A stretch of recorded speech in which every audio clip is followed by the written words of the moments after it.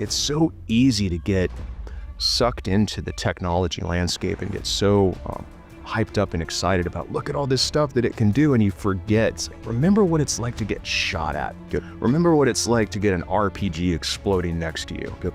Remember what it's like to just be in the chaos of that moment. Now, does the technology that this organization's actually building, is it helping you? And when you walk people through that, you see the light bulb click, and it's like, not quite. Yeah. It's like, okay, don't forget that.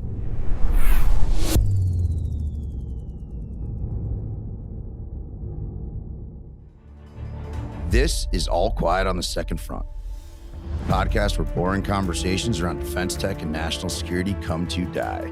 Join me, Tyler Sweatt, and my Second Front comrades as we dismantle the mundane and cut through the bureaucratic BS to demystify the world of defense tech. But be warned, this is not a typical government podcast. Ready to get weird? What's up, everybody? I'm your host, Tyler Sweatt. Welcome to another episode of All Quiet on the Second Front, the podcast where boring defense talk comes to die. We're going to over-deliver on that a little bit today.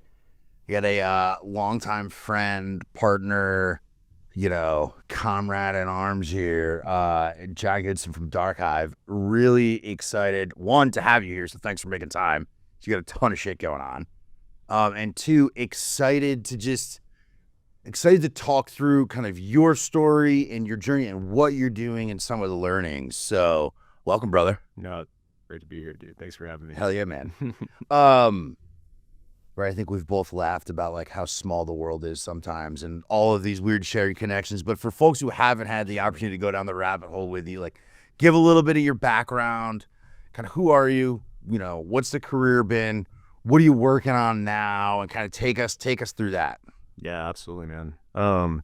So after I finished undergrad in Dallas, I kind of was evaluating options and decided, kind of going into the first employment opportunity that kind of teed up wasn't necessarily what I wanted to do. Yeah. And kind of always had a bug that I wanted to go into the military, and, very specifically wanted to find my way into special operations. And so I just kind of pulled the cord and jumped in, and that was toward the end of 2006, took off for boot camp in 2007 and ended up spending the next decade running around, found my way into SOF, ended up becoming a enabler combat tech for West Coast SEAL teams. Got to spend a lot of time in Afghanistan. I was kind of characterized as being, kind of like a combat tourist. Yeah. Wasn't an operator. It was basically just, hey man, you're good. You can sit in a turret. You can, ride point on vehicle. You can do all these things, and just make sure while you're in the back of the stack, you don't shoot anybody in the back of the foot or anything like that. I was like, yeah, sure.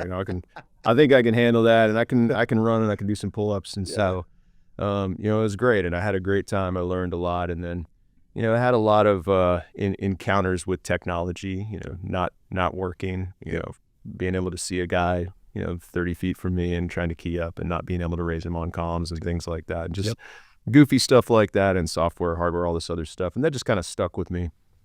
And then round about 2016, a little bit after I'd gotten back from my last deployment to Afghanistan, family and I just kind of said, I think we're going to move on to something else. And very, initially said, I don't want to do anything in defense. I was like, man, I'm going to go do something else. And, it's kind of largely because, I don't want to take the uniform off, put a suit and tie on, and then come back and try to convince, one of my teammates that this piece of kit is so much better than this other piece of kit. I got a deal for you. Exactly right. I got the watches and the coat, and no. And I said, no, man, I really don't want to do that.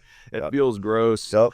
And then I ended up just through really just luck. My senior enlisted advisor grabbed me. He said, you need to talk to this national lab. And I said, okay, cool. What's it about? He said, hey, they're going to talk to you kind of about this open GOT software they're working on. And ended up being, in a roundabout way, TAC family of systems. So ATAC, WinTAC, all this stuff. And this is right around the time when all of that was really starting to turn on. We were just getting off of JTACs running around with, football sleeve, quarterback sleeves and stuff, And after he kind of got done running through full capabilities and everything, I'm such a contrarian jerk by nature. Like, I'm just cross-armed, don't want to hear what this guy has to say to me. But then he says, and actually all this software it's open GOTS. It's like yours. If you want to take it and never talk to me again, you don't have to. That was incredible for me. And that was like a real turning point. Yeah, in this idea, there's a world in which software can be built to satisfy operational requirements, and there's not ever going to be a moment in field while I'm conducting an op where I'm going to get a notification pop up on my phone that says, your license is expiring in 30 days, would you like to renew? Right. I'm in the middle of trying to drop bombs. I don't really want to have to worry about when renew is going to pop up. So that was kind of my big leap after getting out of the military into the private sector as a contractor supporting this lab. And then from there, I was just so fortunate. I got bounced from seat to seat to seat at another small defense tech company, program management, product development, strategic capture for contracting, all this stuff. And I just learned at the feet of some incredibly amazing mentors. But always in the back of the mind was that problem, all these pieces of technology that I had seen out in field that when it really counted, failed. Yeah. And when they fail, what are we doing? When they fail, and we're fighting like we did in Nam, right? And it's just cover and move. It's move, shoot, communicate. It's individual movement and tactics. It's, it's IADS, right? I mean, we're back into fighting in a way that hasn't really evolved much in the last few decades.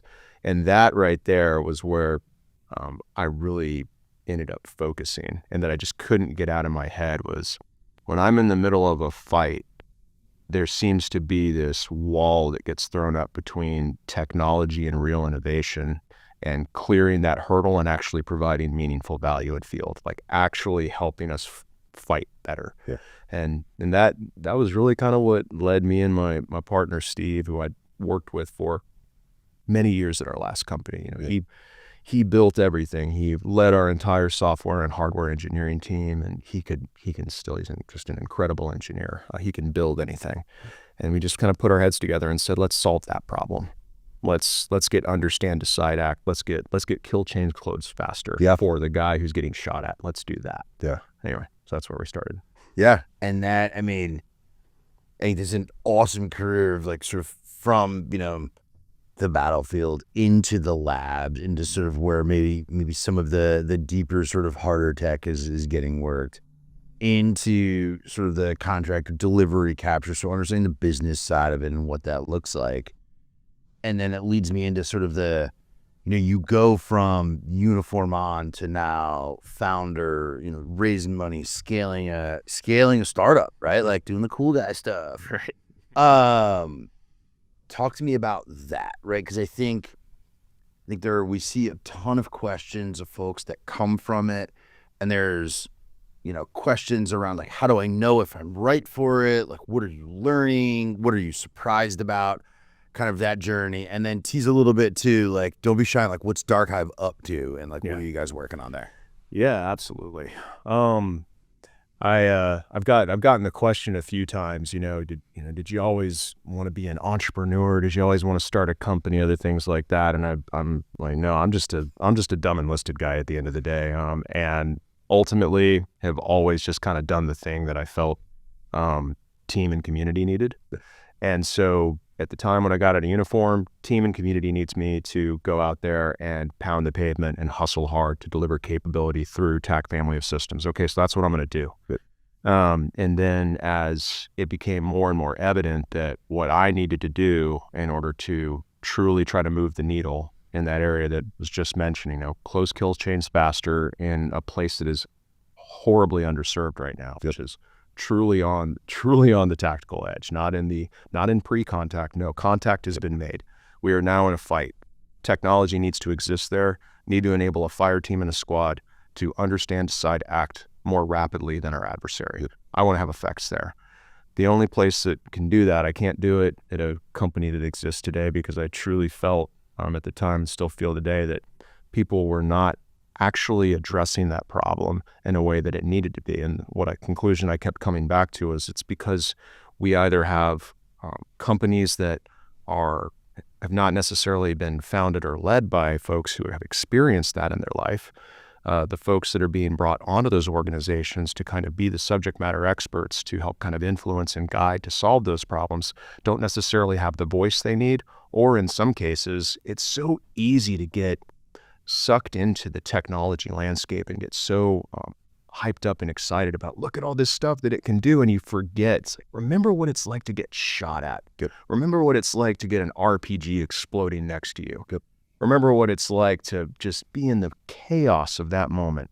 Now, does the technology that this organization's actually building, is it helping you? And when you walk people through that, you see the light bulb click, and it's like, not quite. Yeah. It's like, okay, don't forget that. So what kind of led here was all of that coming together and just saying, if me as a, as a guy who's used to being a small cog in a large machine, if I really want to do something meaningful and address this problem, I can't do it from anywhere but with my teammate Steve locked at my side and starting something of our own. Yep. And that was it. That's awesome. As you come through sort of that realization, right, and going through founding Darkhive, what have you learned and what have you seen that maybe was transferable from time in uniform, and maybe what did you have to unlearn maybe that you learned while in uniform? Yeah. Oh man, so much. I think there's so much there. There's so much there. I think one of the bigger things for me, has been I am such a technology skeptic.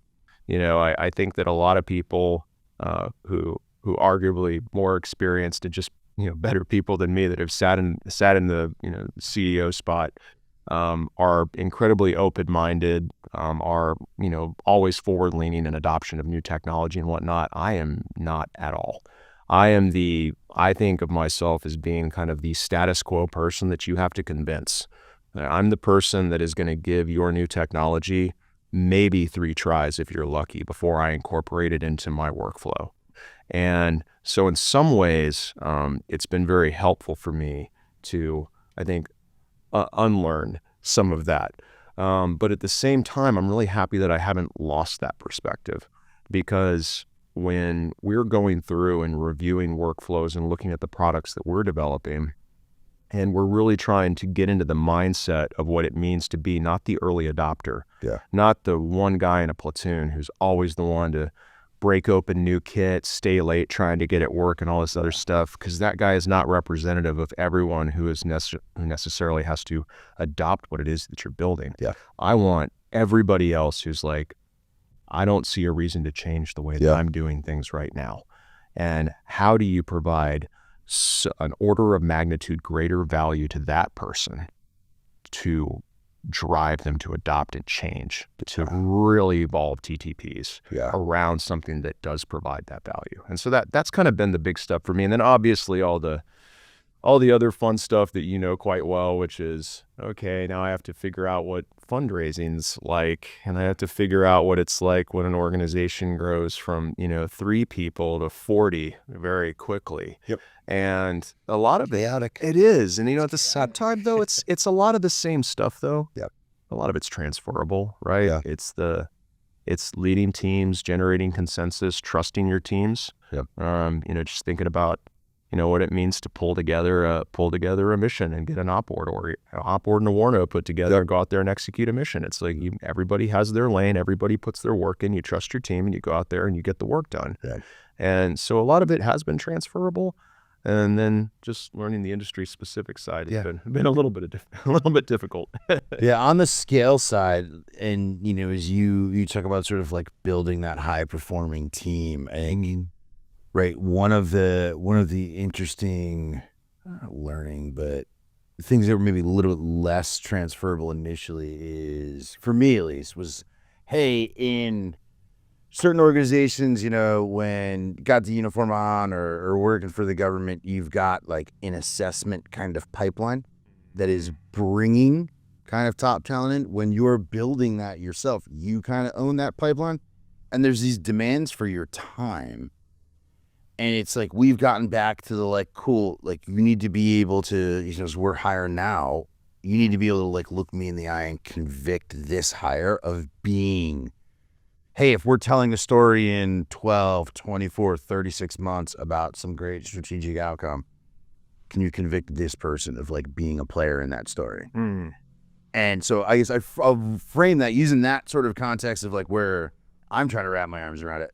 How have you been successful around finding the right talent on building that right culture, right? Because at 3, you got a tribe, right? Like you got it. That's super straightforward. 3 to 40, bro, you're stretching that thing. Yeah. That next evolution, the 40 to 60 or 40, whatever it's going to go to next is another layer of complexity where, the whole thing's got to kind of adapt. So how do you look at like talent acquisition, culture, retention, and kind of all that? Yeah, and I'll use it as an opportunity to talk a little about what we're even doing.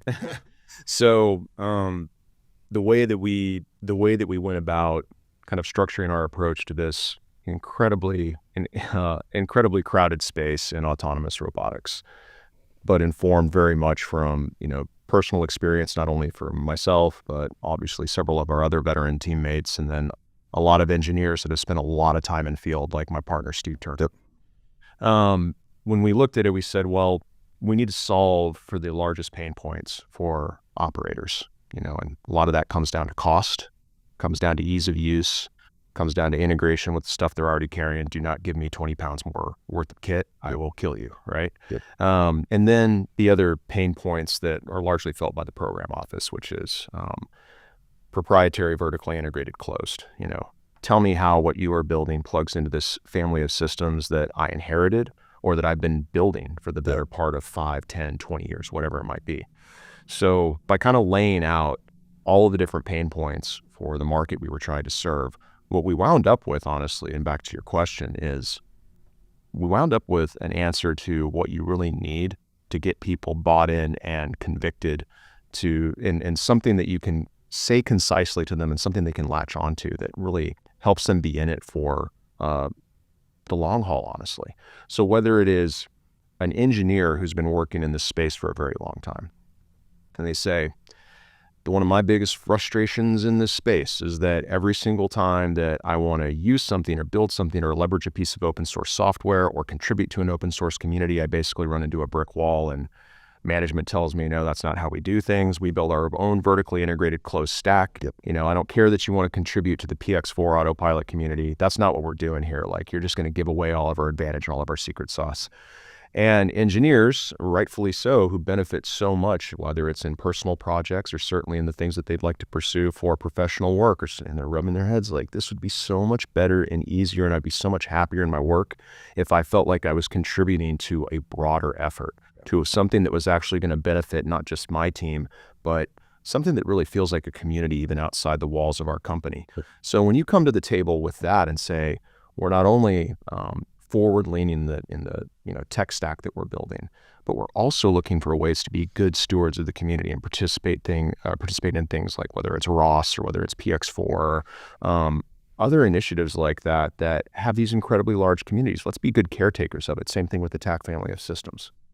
And then when you roll it over then to like the non-technical side, you start looking at business development, sales staff, and even operations folks who may not necessarily have a great degree of connection to what is being done on the engineering side.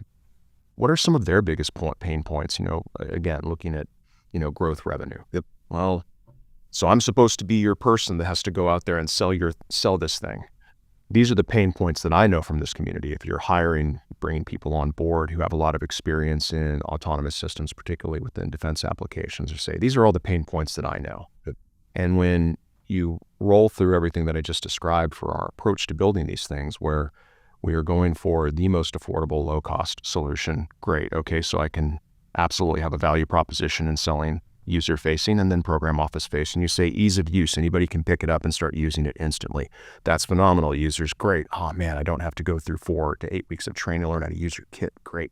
Integrated with the stuff you already carry. Users, man, that's fantastic. I don't have to learn all this new stuff. I don't have to carry a bunch of new gear. That's fantastic. And then finally, weaving integration plus, open platform design. It's like, that is the thing that the program office is always asking for. They're asking for modular open systems architecture. They're asking to please consider what I have already paid for, what I am already using. Will you please consider that before you bring to me this fully integrated closed solution? On the sales ops side, that is the thing that you can arm someone with, that they can say, yes, I've been doing this for a long time, and I'm very familiar with how to, engage my network and go out there in the community and represent a product, but you're giving me a product that addresses every single critical pain point for every single person I could talk to, program office, all the way down to the team room. Yep. That gets people excited and on board. Rocks. And then just generally speaking, again, organization-wide, if you can communicate that approach succinctly and effectively, something that anybody can point to and say, I'm behind that, and I see how what I'm doing on a daily basis supports that, then it just, that's what we've really found. So far, that's worked really well. No, that rocks. And I'm going to take that, I'm going to take you back to the conversation about, hey, like, don't forget what it's like to be in a gunfight. Right? How, I'm sort of framing this as like, advice to the listeners who are building or founding or scaling. Talk to me about sort of the broader, and I don't want to say innovation community because it sounds like I'm being pejorative, but like, the current state of affairs, and like if you had advice for, the next 5 founders who are like, hey, I've got a widget that's going to help, the fellas or help the team or help this, there's a hint there of like, don't lose that empathy and like remember where this thing has to work, right? Yeah. Talk about that. Yeah, absolutely. So I think first things first, which is just kind of fundamentals, right? You really need to understand your market and what problem you're solving, and you can't do that from the outside. I would never go into health tech or fintech or anything like that with absolutely no understanding or contact with who my potential customers would be. I would want to understand them very well, and I would, going outside the DoD space, I would really be looking for experts and consultants and other people that could help me understand those markets better, because I don't really have context or background there. I don't necessarily think you need a ton of support early on if you have access and placement to be able to go into those spaces and really hear firsthand what the problem is. And then I think beyond that, if you are fortunate enough to kind of have the background and experience, really understand, again, to your point, you get in a fight, don't forget what that's like. Applying those lessons and applying your learning and really listening very well and trying to understand the real root of the problem is that you're trying to solve. Because this is the difficulty in an ecosystem where we have so much incredible technology at our fingertips now in the first world, right? We have so much incredible access, and we're building all these incredible capabilities. And there's no better environment that you can look to for what can actually transition to field than if you look at Ukraine and you say, okay, I have all this amazing technology being built over here. Now let me go pivot over here and see how much of that technology is actually being used in Ukraine. Like, even just generally speaking, if we look at, generative AI, if we look at any of the advanced networking tools, any of these capabilities that are out there today, and we say, okay, looks really cool in the Bay Area. Is it in Ukraine? And if it's not, why is it not? Like, why is it not being adopted? This incredible mil-spec radio is, oh man, like it just crushed at this field training exercise in Tucson, right? Why is it not out in Ukraine? Yep. And those are the questions you have to continuously ask yourself, because it's not because these folks don't have access to this technology. It's because it's not solving a problem for them for some reason. And why is that reason? Yeah, it's adding, not reducing load. Precisely. That's it. Yeah. It's awesome. And I think as I look at this conversation, I see everything from the empathy and, just like a fanatical focus on the customer and the problem. I think it is sort of a recognition of like the human condition on culture and on empathy and on cognitive load or physical load. Like, more shit in the back, more shit in the pack is not always more better, right? Yeah, like, exactly. Hit some upper limit of like what the human body can tolerate. Precisely. You talk about sort of the jump from and the journey from sort of like in the trenches to, now raising a bunch of capital. Like, it's been an unbelievable journey, and it's still just the beginning, which I think is the coolest part here. Mm-hmm. as I sort of turn the corner on the last question, given sort of all of that and sort of everything we've kind of dug into, you were king for a day, or the Navy version of Poseidon for a day, what, you go change one thing, right? You don't have to like apply context to it that like, hey, there's no depend, like, intent is manifested. What would you want to change and why? Man, it's a really good question. I would like to run an incredible experiment that I have no idea how successful it would be, but I would love So the best kind. I would love to see more. I would love to see essentially all of the acquisition authority pushed down to the unit level. Yep. I would like to take a lot of the IR&D. I would like to take a lot of the, and not to say that, a lot of the O&M and proc doesn't already exist with these units, but I'm just thinking more about the reallocation of buying authority down to the unit level, because I'd be very interested in what you see.